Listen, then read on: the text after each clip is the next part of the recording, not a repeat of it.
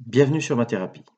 Dans le cadre du chapitre sur les fonctions exponentielles et logarithmiques, nous allons maintenant aborder un petit contexte historique à propos de la notion de logarithme.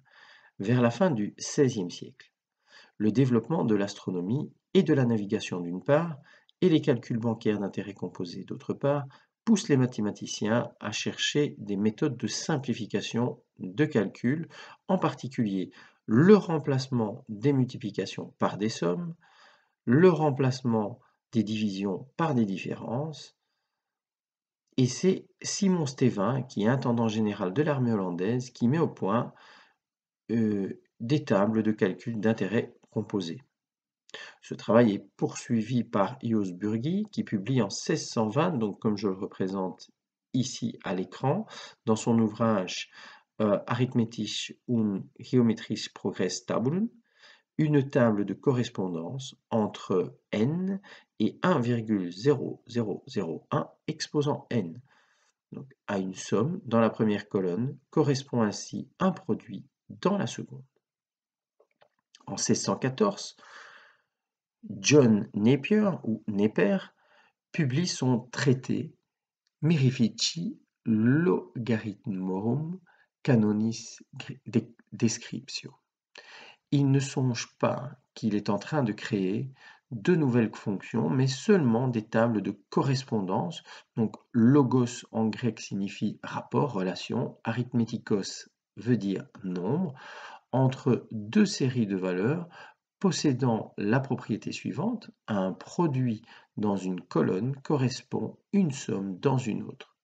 Ces tables de correspondance ont été créées initialement pour simplifier les calculs trigonométriques apparaissant dans les tables astronomiques et seront utilisées quelques années plus tard par Kepler.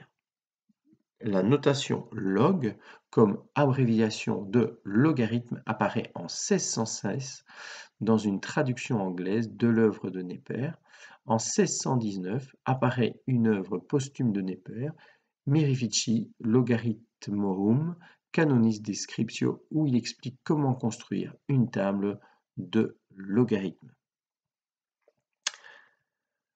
Ce travail sera poursuivi et prolongé par le mathématicien anglais Henry Briggs, qui publie en 1624 ses tables de logarithmes décimaux, Arithmetica Logarithmica, et précise les méthodes d'utilisation des tables pour calculer des sinus, retrouver des angles de tangente. Le logarithme décimal est parfois appelé logarithme de Briggs en son honneur. C'est quand même beaucoup plus rare puisque Napier, lui, possède une touche particulière sur votre calculatrice, donc la touche LN pour logarithme népérien. Il y a simplement la touche log sur votre calculatrice. Il est très rare de dire log de Briggs, on dit simplement logarithme, on ne précise même pas qu'il s'agit d'un logarithme décimal, nous le verrons plus tard dans les exercices. Donc voici Henry Briggs et voici un exemple de ces tables. Donc, nous avons refixé le contexte historique. Ces fonctions sont très importantes, nous l'avons vu non seulement en arithmétique, mais également en trigonométrie. Nous nous en servirons énormément dans de nombreuses applications différentes, que ce soit en sciences, en économie, en astronomie, en photographie.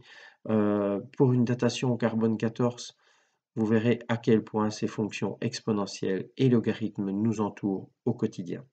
Voilà, j'espère que j'ai été clair et on se retrouve dans une prochaine vidéo relative aux fonctions logarithmes en particulier.